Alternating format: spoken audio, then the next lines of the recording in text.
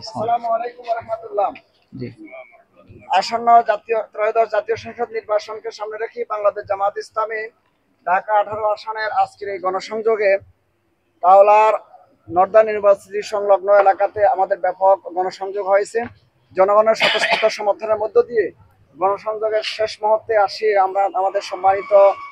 MP candidate অধ্যক্ষ আশরাফুল হক sir কথা বলবেন। এর আগে আজকে চারকে সময় দিয়েছেন এই এলাকার মাটি এবং মানুষের নেতা, বাংলাদেশ জামাত ইসলামী ঢাকা উত্তর মহানগরী মজলিসের সুন্নাহ সদস্য,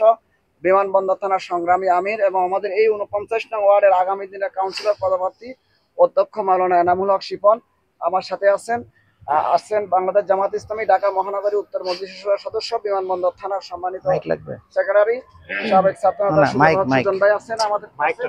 আছেন এই এলাকার গণমানুষের নেতা এবং বিশিষ্ট সংগঠক বিশিষ্ট ব্যবসায়ী তাজুল ইসলাম কবির ভাই আছেন আমাদের এই এলাকার বিশিষ্ট ব্যবসায়ী মাহবুব ইসলাম দিদার ভাই আছেন এবং আমাদের গণ্যমান্য ব্যক্তিবর্গ আছেন। আমাদের সবাইকে সামনে রেখে আগামী দিনে বাংলাদেশ জামাত ইসলামের পক্ষ থেকে মানবিক বাংলাদেশ বিনির্মাণের জন্য আমিরে জামাত ডাক্তার শফিকুর রহমান যে ঘোষণা দিয়েছেন সেই ঘোষণাকে সামনে রেখেই যে আগামী ফেব্রুয়ারি নির্বাচনে যে ট্রেন শুরু হয়েছে সেই ট্রেন স্টেশনে আছে। স্টেশনের জন্য আমাদের নির্ধারিত